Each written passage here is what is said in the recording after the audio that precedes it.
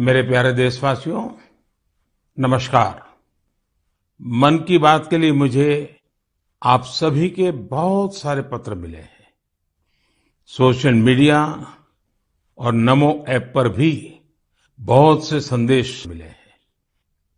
मैं इसके लिए आपका बहुत आभारी हूं। इस कार्यक्रम में हम सभी की कोशिश रहती है कि एक दूसरे के प्रेरणादायी प्रयासों की चर्चा करें, जन आंदोलन से परिवर्तन की गाथा पूरे देश को बताएं। इसी कड़ी में मैं आज आपसे देश के एक ऐसे जन आंदोलन की चर्चा करना चाहता हूं जिसका देश के हर नागरिक के जीवन में बहुत महत्व है। लेकिन उससे पहले मैं आज की पीढ़ी के नौजवानों से, 24-25 साल के युवाओं से एक सवाल पूछना चाहता हूं। और सवाल बहुत गंभीर है और मेरे सवाल पर जरूर सोचिए। क्या आपको पता है कि आपके माता पिता जब आपकी उम्र के थे तो एक बार उनसे जीवन का भी अधिकार छीन लिया गया था? आप सोच रहे होंगे कि ऐसा कैसे हो सकता है, ये तो असंभव है। लेकिन मेरे नौजवान साथियों, हमारे देश में एक बार ऐसा हुआ था। ये बरसों पहले 1975 की बात है। जून का वही समय था जब इमरजेंसी लगाई गई थी, आपातकाल लागू किया गया था। उसमें देश के नागरिकों से सारे अधिकार छीन लिए गए थे। उसमें से एक अधिकार संविधान के आर्टिकल 21 के तहत सभी भारतीयों को मिला, right to life and personal liberty भी था। उस समय भारत के लोकतंत्र को कुचल देने का प्रयास किया गया था। देश की अदालतें, हर संवैधानिक संस्था, प्रेस, सब पर नियंत्रण लगा दिया गया था। सेंसरशिप की ये हालत थी कि बिना स्वीकृति कुछ भी छापा नहीं जा सकता था।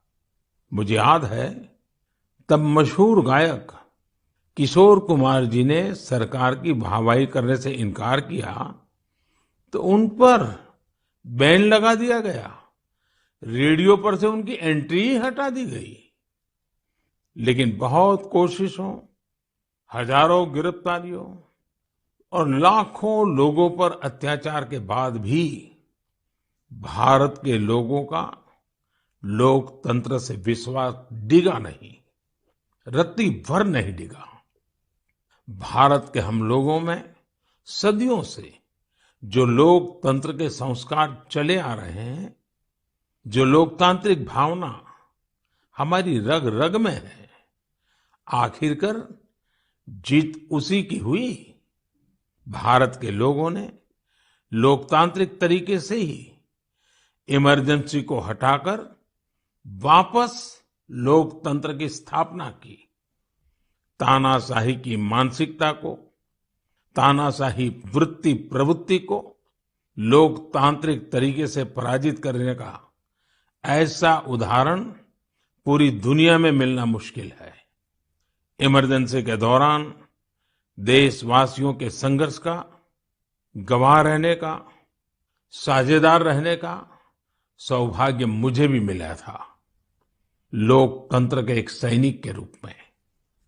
आज जब देश अपनी आजादी के 75 वर्ष का पर्व मना रहा है, अमृत महोत्सव मना रहा है, तो आपातकाल के उस भयावह दौर को भी हमें कभी भी भूलना नहीं चाहिए। आने वाली पीढ़ियों को भी भूलना नहीं चाहिए। अमृत महोत्सव सैकड़ों वर्षों की गुलामी से मुक्ति की विजय गाथा ही नहीं, बल्कि आजादी के बाद के 75 वर्षों की यात्रा भी समेटे हुए हैं। इतिहास के हर अहम पड़ाव से सीखते हुए ही हम आगे बढ़ते हैं। मेरे प्यारे देशवासियों, हम में से शायद ही कोई ऐसा हो जिसने अपने जीवन में आकाश से जुड़ी कल्पनाएं न की हो। बचपन में हर किसी को आकाश के चांद, तारे, उनकी कहानियां आकर्षित करती हैं। युवाओं के लिए आकाश छूना सपनों को साकार करने का पर्याय होता है। आज हमारा भारत जब इतने सारे क्षेत्रों में सफलता का आकाश छू रहा है, तो आकाश या अंतरिक्ष इससे अछूता कैसे रह सकता है? बीते कुछ समय में हमारे देश में स्पेस सेक्टर से जुड़े कई बड़े काम हुए हैं। देश की इन्हीं उपलब्धियों में से एक है इन स्पेस नाम की एजेंसी का निर्माण।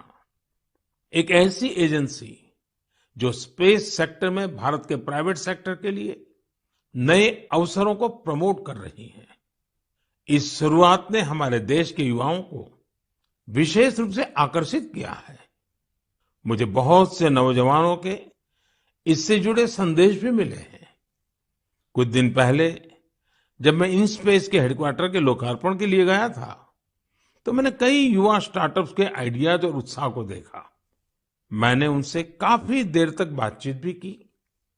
आप भी जब इनके बारे में जानेंगे तो हैरान हुए बिना नहीं रह पाएंगे। जैसे कि स्पेस स्टार्टअप्स की संख्या और स्पीड को ही ले लीजिए। आज से कुछ साल पहले तक हमारे देश में स्पेस सेक्टर में स्टार्टअप के बारे में कोई सोचता तक नहीं था। आज इनकी संख्या 100 से भी ज्यादा है। ये सभी स्टार्टअप्स ऐसे ऐसे आइडिया पर काम कर रहे हैं जिनके बारे में पहले या तो सोचा ही नहीं जाता था या फिर प्राइवेट सेक्टर के लिए असंभव माना जाता था। उदाहरण के लिए चेन्नई और हैदराबाद के 2 स्टार्टअप्स हैं, अग्निकुल और स्काई रूट। ये स्टार्टअप ऐसे लॉन्च व्हीकल विकसित कर रही हैं जो अंतरिक्ष में छोटे पेलोड्स लेकर जाएंगे। इससे स्पेस लॉन्चिंग की कीमत बहुत कम होने का अनुमान है। ऐसे ही हैदराबाद का एक और स्टार्टअप ध्रुव स्पेस सैटेलाइट डिप्लॉयर और सैटेलाइट के लिए हाई टेक्नोलॉजी सोलर पैनल्स पर काम कर रहा है। मैं एक और स्पेस स्टार्टअप दिगंतरा के तनवीर अहमद से भी मिला था, जो स्पेस के कचरे को मैप करने का प्रयास कर रहे हैं। मैंने उन्हें एक चैलेंज भी दिया है कि वो ऐसी टेक्नोलॉजी पर काम करें जिससे स्पेस के कचरे का समाधान निकाला जा सके। दिगंतरा और ध्रुव स्पेस दोनों ही 30 जून को इसरो के लॉन्च व्हीकल से अपना पहला लॉन्च करने जा रहे हैं। इसी तरह बेंगलुरु के एक स्पेस स्टार्टअप एस्ट्रोम की फाउंडर नेहा भी एक कमाल के आइडिया पर काम कर रही है। ये स्टार्टअप ऐसे फ्लैट एंटीना बना रहा है जो न केवल छोटे होंगे बल्कि उनकी कॉस्ट भी काफी कम होगी। इस टेक्नोलॉजी की डिमांड पूरी दुनिया में हो सकती है। साथियों, इन स्पेस के कार्यक्रम में मैं मेहसाणा की स्कूल स्टूडेंट बेटी तन्वी पटेल से भी मिला था। वो एक बहुत ही छोटी सैटेलाइट पर काम कर रही है जो अगले कुछ महीनों में स्पेस में लॉन्च होने जा रही है। तन्वी ने मुझे गुजराती में बड़ी सरलता से अपने काम के बारे में बताया था। तन्वी की तरह ही देश के करीब 750 स्कूल स्टूडेंट्स अमृत महोत्सव में ऐसे ही 75 सैटेलाइट पर काम कर रहे हैं। और भी खुशी की बात है कि इनमें से ज्यादातर स्टूडेंट्स देश के छोटे शहरों से हैं। साथियों, ये वही युवा हैं जिनके मन में आज से कुछ साल पहले स्पेस सेक्टर की छवि किसी सीक्रेट मिशन जैसी होती थी, लेकिन देश ने स्पेस रिफॉर्म्स किए और वही युवा अब अपनी सैटेलाइट लॉन्च कर रहे हैं। जब देश का युवा आकाश छूने को तैयार है, तो फिर हमारा देश कैसे पीछे रह सकता है? मेरे प्यारे देशवासियों, मन की बात में अब एक ऐसे विषय की बात जिसे सुनकर आपका मन प्रफुल्लित भी होगा और आपको प्रेरणा भी मिलेगी। बीते दिनों हमारे ओलंपिक गोल्ड मेडल विजेता नीरज चोपड़ा फिर से सुर्खियों में छाए रहे। ओलंपिक के बाद भी वो एक के बाद एक सफलता के नए नए कीर्तिमान स्थापित कर रहे हैं। फिनलैंड में नीरज ने पावो नुर्मी गेम्स में सिल्वर जीता। यही नहीं, उन्होंने अपने ही जेवलिन थ्रो के रिकॉर्ड को भी तोड़ दिया। कुओर्टोन गेम्स में नीरज ने एक बार फिर गोल्ड जीतकर देश का गौरव बढ़ाया। ये गोल्ड उन्होंने ऐसे हालातों में जीता जब वहां का मौसम भी बहुत खराब था। यही हौसला आज के युवा की पहचान है। स्टार्टअप से लेकर स्पोर्ट्स वर्ल्ड तक भारत के युवा नए नए रिकॉर्ड बना रहे हैं। अभी हाल में ही आयोजित हुए खेलो इंडिया यूथ गेम्स में भी हमारे खिलाड़ियों ने कई रिकॉर्ड बनाए। आपको जानकर अच्छा लगेगा कि इन खेलों में कुल 12 रिकॉर्ड टूटे हैं। इतना ही नहीं, 11 रिकॉर्ड्स महिला खिलाड़ियों के नाम दर्ज हुए हैं। मणिपुर की एम मार्टिना देवी ने वेट लिफ्टिंग में 8 रिकॉर्ड्स बनाए हैं। इसी तरह संजना, सोनाक्षी और भावना ने भी अलग अलग रिकॉर्ड्स बनाए हैं। अपनी मेहनत से इन खिलाड़ियों ने बता दिया है कि आने वाले समय में अंतर्राष्ट्रीय खेलों में भारत की साख कितनी बढ़ने वाली है। मैं इन सभी खिलाड़ियों को बधाई भी देता हूं और भविष्य के लिए शुभकामनाएं भी देता हूं। साथियों, खेलो इंडिया यूथ गेम्स की एक और खास बात रही है। इस बार भी कई ऐसी प्रतिभाएं उभर कर सामने आई हैं जो बहुत साधारण परिवारों से हैं। इन खिलाड़ियों ने अपने जीवन में काफी संघर्ष किया और सफलता के इस मुकाम तक पहुंचे हैं। इनकी सफलता में इनके परिवार और माता पिता की भी बड़ी भूमिका है। 70 किलोमीटर साइकिलिंग में गोल्ड जीतने वाले श्रीनगर के आदिल अल्ताफ के पिता टेलरिंग का काम करते हैं, लेकिन उन्होंने अपने बेटे के सपनों को पूरा करने के लिए कोई कोर कसर नहीं छोड़ी। आज आदिल ने अपने पिता और पूरे जम्मू कश्मीर का सिर गर्व से ऊंचा किया है। वेट लिफ्टिंग में गोल्ड जीतने वाले चेन्नई के एल धनुष के पिता भी एक साधारण कारपेंटर है। सांगली की बेटी काजोल सरगार, उनके पिता चाय बेचने का काम करते हैं। काजोल अपने पिता के काम में हाथ भी बटाती थी और वेट लिफ्टिंग की प्रैक्टिस भी करती थी। उनकी और उनके परिवार की मेहनत रंग लाई और काजोल ने वेट लिफ्टिंग में खूब वाहवाही बटोरी है। ठीक इसी प्रकार का करिश्मा रोहतक की तनु ने भी किया है। तनु के पिता राजवीर सिंह रोहतक में एक स्कूल के बस ड्राइवर है। तनु ने कुश्ती में स्वर्ण पदक जीतकर अपना और अपने परिवार का, अपने पापा का सपना सच करके दिखाया है। साथियों, खेल जगत में अब भारतीय खिलाड़ियों का दबदबा तो बढ़ ही रहा है, साथ ही भारतीय खेलों की भी नई पहचान बन रही है। जैसे कि इस बार खेलो इंडिया यूथ गेम्स में ओलंपिक में शामिल होने वाली स्पर्धाओं के अलावा 5 स्वदेशी खेल भी शामिल हुए थे। ये 5 खेल है गतका, थांग ता, योगासन, कलरियापट्टू और मलखम्ब। साथियों, भारत में एक ऐसे खेल का अंतर्राष्ट्रीय टूर्नामेंट होने जा रहा है जिस खेल का जन्म सदियों पहले हमारे ही देश में हुआ था, भारत में हुआ था। ये आयोजन है 28 जुलाई से शुरू हो रहे शतरंज ओलंपियाड का। इस बार शतरंज ओलंपियाड में 180 से भी ज्यादा देश हिस्सा ले रहे हैं। खेल और फिटनेस की हमारी आज की चर्चा एक और नाम के बिना पूरी नहीं हो सकती। ये नाम है तेलंगाना की माउंटेनियर पूर्णा मालावत का।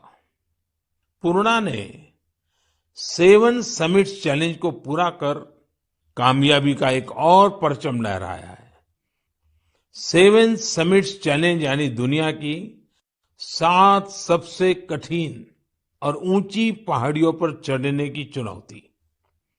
पूर्णा ने अपने बुलंद हौसलों के साथ नॉर्थ अमेरिका की सबसे ऊंची चोटी माउंट देनाली की चढ़ाई पूरी कर देश को गौरवान्वित किया है। पूर्णा भारत की वही बेटी है जिन्होंने महज 13 साल की उम्र में माउंट एवरेस्ट पर जीत हासिल करने का अद्भुत कारनामा कर दिखाया था।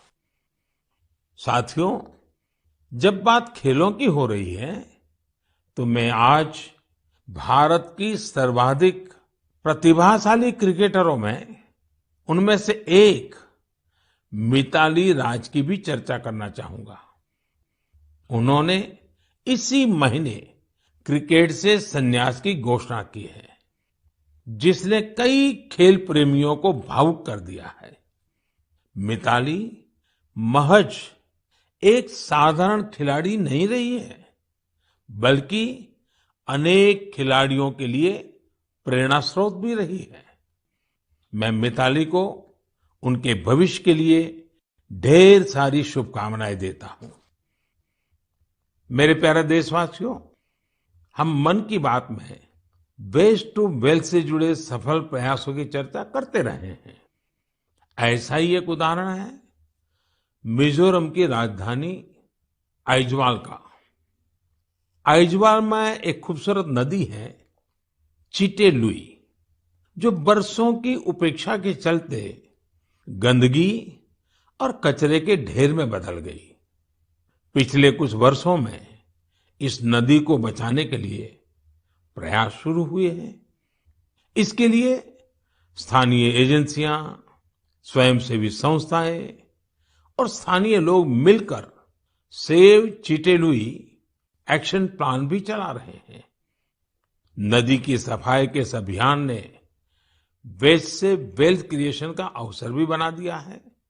दरअसल इस नदी में और इसके किनारों पर बहुत बड़ी मात्रा में प्लास्टिक और पॉलीथीन का कचरा भरा हुआ था। नदी को बचाने के लिए काम कर रही संस्था ने इसी पॉलीथीन से सड़क बनाने का फैसला लिया। यानी जो कचरा नदी से निकला, उससे मिजोरम के एक गांव में राज्य की पहली प्लास्टिक रोड बनाई गई। यानी स्वच्छता भी और विकास भी। साथियों, ऐसा ही एक प्रयास पुडुचेरी के युवाओं ने भी अपनी स्वयंसेवी संस्थाओं के जरिए शुरू किया है। पुडुचेरी समंदर के किनारे बसा है। वहां के बीचेज और समुद्री खूबसूरती देखने बड़ी संख्या में लोग आते हैं। लेकिन पुडुचेरी के समंदर तट पर भी प्लास्टिक से होने वाली गंदगी बढ़ रही थी। इसलिए अपने समंदर बीचेस और इकोलॉजी को बचाने के लिए यहाँ लोगों ने रिसाइकलिंग फॉर लाइफ अभियान शुरू किया है। आज पुडुचेरी के कराईकल में हजारों किलो कचरा हर दिन कलेक्ट किया जाता है और उसे सेग्रीगेट किया जाता है। इसमें जो ऑर्गेनिक कचरा होता है उससे खाद बनाई जाती है। बाकी दूसरी चीजों को अलग करके रिसाइकल कर लिया जाता है। इस तरह के प्रयास प्रेरणादायी तो है ही, सिंगल यूज प्लास्टिक के खिलाफ भारत के अभियान को भी गति देते हैं। साथियों, इस समय जब मैं आपसे बात कर रहा हूं, तो हिमाचल प्रदेश में एक अनोखी साइकिलिंग रैली भी चल रही है। मैं इस बारे में भी आपको बताना चाहता हूं। स्वच्छता का संदेश लेकर साइकिल सवारों का एक समूह शिमला से मंडी तक निकला है। पहाड़ी रास्तों पर करीब 250 किलोमीटर की ये दूरी ये लोग साइकिल चलाते हुए ही पूरी करेंगे। इस समूह में बच्चे भी और बुजुर्ग भी हैं। हमारा पर्यावरण स्वच्छ रहे, हमारे पहाड़, नदियां, समंदर स्वच्छ रहे, तो स्वास्थ्य भी उतना ही बेहतर होता जाता है। आप मुझे इस तरह के प्रयासों के बारे में जरूर लिखते रहिए। मेरे प्यारे देशवासियों, हमारे देश में मानसून का लगातार विस्तार हो रहा है। अनेक राज्यों में बारिश बढ़ रही है। ये समय जल और जल संरक्षण की दिशा में विशेष प्रयास करने का भी है। हमारे देश में तो सदियों से ये जिम्मेदारी समाज ही मिलकर उठाता रहा है। आपको याद होगा, मन की बात में हमने एक बार स्टेप वेल्स, इन बावड़ियों की विरासत पर चर्चा की थी। बावड़ी उन बड़े कुओं को कहते हैं जिन तक सीढ़ियों से उतरकर पहुंचते हैं। राजस्थान के उदयपुर में ऐसी ही सैकड़ों साल पुरानी एक बावड़ी है, सुल्तान की बावड़ी। इसे राव सुल्तान सिंह ने बनवाया था, लेकिन उपेक्षा के कारण धीरे धीरे ये जगह वीरान होती गई और कूड़े कचरे के ढेर में तब्दील हो गई है। एक दिन कुछ युवा ऐसे ही घूमते हुए इस बावड़ी तक पहुंचे और इसकी स्थिति देखकर बहुत दुखी हुए। इन युवाओं ने उसी क्षण सुल्तान की बावड़ी की तस्वीर और तकदीर बदलने का संकल्प लिया। उन्होंने अपने इस मिशन को नाम दिया सुल्तान से सूरतान। आप सोच रहे होंगे कि सूरतान क्या है? दरअसल अपने प्रयासों से इन युवाओं ने ना सिर्फ बावड़ी का कायाकल्प किया, बल्कि इसे संगीत के सुर और तान से भी जोड़ दिया है। सुल्तान की बावड़ी की सफाई के बाद, उसे सजाने के बाद वहां सुर और संगीत का कार्यक्रम होता है। इस बदलाव की इतनी चर्चा है कि विदेश से भी कई लोग इसे देखने आने लगे हैं। इस सफल प्रयास की सबसे खास बात यह है कि अभियान शुरू करने वाले युवा चार्टर्ड अकाउंटेंट्स हैं। संयोग से अब से कुछ दिन बाद 1 जुलाई को चार्टर्ड अकाउंटेंट डे है। मैं देश के सभी सीएस को अग्रिम बधाई देता हूं। हम अपने जल स्रोतों को संगीत और अन्य सामाजिक कार्यक्रमों से जोड़कर उनके प्रति इसी तरह जागरूकता का भाव पैदा कर सकते हैं। जल संरक्षण तो वास्तव में जीवन संरक्षण है। आपने देखा होगा आजकल कितने ही नदी महोत्सव होने लगे हैं। आपके शहरों में भी इस तरह के जो भी जल स्रोत है, वहां कुछ न कुछ आयोजन अवश्य करें। मेरे प्यारे देशवासियों, हमारे उपनिषदों का एक जीवन मंत्र है, चरैवेति चरैवेति चरैवेति। आपने भी इस मंत्र को जरूर सुना होगा। इसका अर्थ है चलते रहो, चलते रहो। ये मंत्र हमारे देश में इतना लोकप्रिय इसलिए है क्योंकि सतत चलते रहना, गतिशील बने रहना, ये हमारे स्वभाव का हिस्सा है। एक राष्ट्र के रूप में हम हजारों सालों की विकास यात्रा करते हुए यहाँ तक पहुंचे हैं। एक समाज के रूप में हम हमेशा नए विचारों, नए बदलावों को स्वीकार करके आगे बढ़ते आए हैं। इसके पीछे हमारी सांस्कृतिक गतिशीलता और यात्राओं का बहुत बड़ा योगदान है। इसलिए तो हमारे ऋषियों मुनियों ने तीर्थ यात्रा जैसी धार्मिक जिम्मेदारियां हमें सौंपी थी। अलग अलग तीर्थ यात्राओं पर तो हम सब जाते ही हैं। आपने देखा है कि इस बार चारधाम यात्रा में किस तरह बड़ी संख्या में श्रद्धालु शामिल हुए। हमारे देश में समय समय पर अलग अलग देव यात्राएं भी निकलती हैं। देव यात्राएं यानी जिसमें केवल श्रद्धालु ही नहीं बल्कि हमारे भगवान भी यात्रा पर निकलते हैं। अभी कुछ ही दिनों में 1 जुलाई से भगवान जगन्नाथ की प्रसिद्ध यात्रा शुरू होने जा रही है। ओडिशा में पुरी की यात्रा से तो हर देशवासी परिचित है। लोगों का प्रयास रहता है कि इस अवसर पर पुरी जाने का सौभाग्य मिले। दूसरे राज्यों में भी जगन्नाथ यात्रा खूब धूमधाम से निकाली जाती है। भगवान जगन्नाथ यात्रा आषाढ़ महीने की द्वितीया से शुरू होती है। हमारे ग्रंथों में आषाढ़स्य द्वितीय दिवसे रथ यात्रा इस तरह संस्कृत श्लोकों में वर्णन मिलता है। गुजरात के अहमदाबाद में भी हर वर्ष आषाढ़ द्वितीया से रथ यात्रा चलती है। मैं गुजरात में था तो मुझे भी हर वर्ष इस यात्रा में सेवा का सौभाग्य मिलता था। आषाढ़ द्वितीया जिसे आषाढ़ी बीज भी कहते हैं, इस दिन से ही कच्छ का नववर्ष भी शुरू होता है। मैं मेरे सभी कच्छी भाइयों बहनों को नववर्ष की शुभकामनाएं भी देता हूं। मेरे लिए इसलिए भी ये दिन बहुत खास है।